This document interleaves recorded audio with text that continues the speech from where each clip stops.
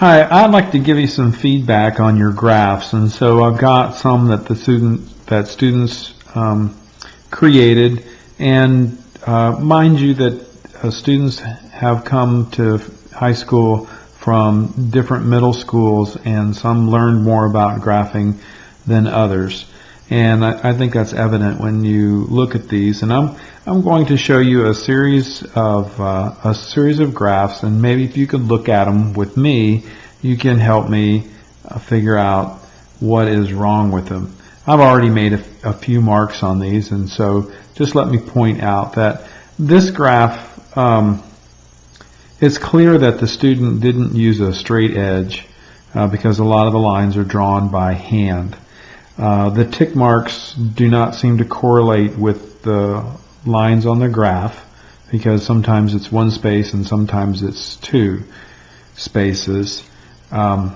There's no numbers on these axes. Well, I guess there are some numbers down here. But generally I see that they've written volume here, but they didn't tell me what the variable was down on this end. There's no title.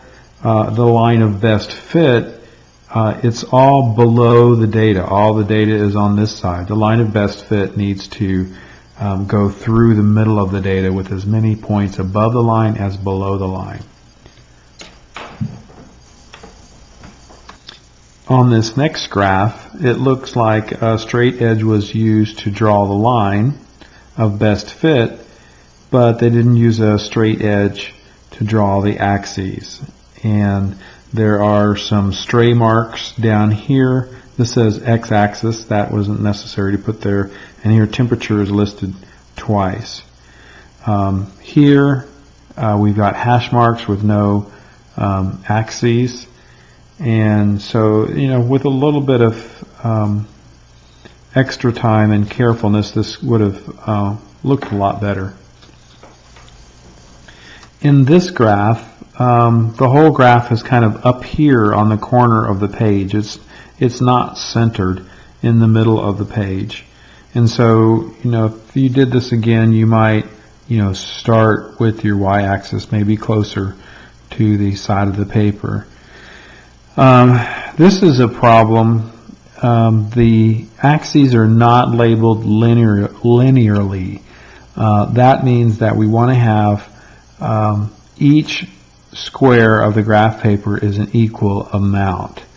And here it goes 20, 40, 60. So it looks like we start with having each square 20, but see, here's 200 and 220. So there's 3 squares in between that. So the spacing is not equal. Likewise down here, it's 50, 100, 150, 200 is supposed to be here, and it's not. So the spacing for 50 is 2 blocks here and 2 blocks here, but it's 3 blocks here, and that it's just not equally spaced out. There is a title for this graph, but it's on the wrong place. Usually we put the title up here, but obviously they ran out of room. On this graph here, we've got this big temperature axes labeled here, and that's in kind of cool writing and everything. But maybe save the big lettering for your title up here.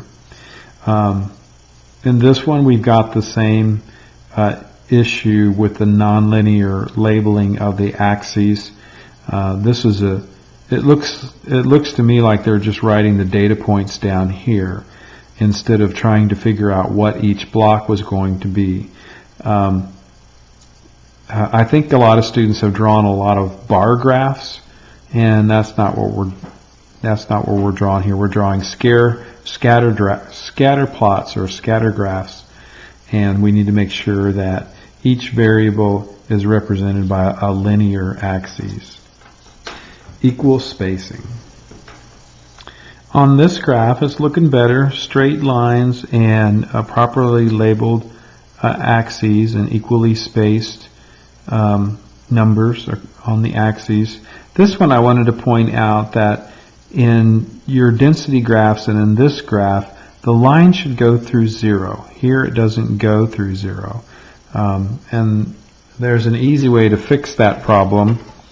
When you go to draw your line of best fit, I tell students to put your pen right at 0, 0, and then you bring your ruler up against the point of your pen, and then if you're using a transparent ruler, it's easy to see how many dots are above and below the line. So I think that might have been a little better line of best fit.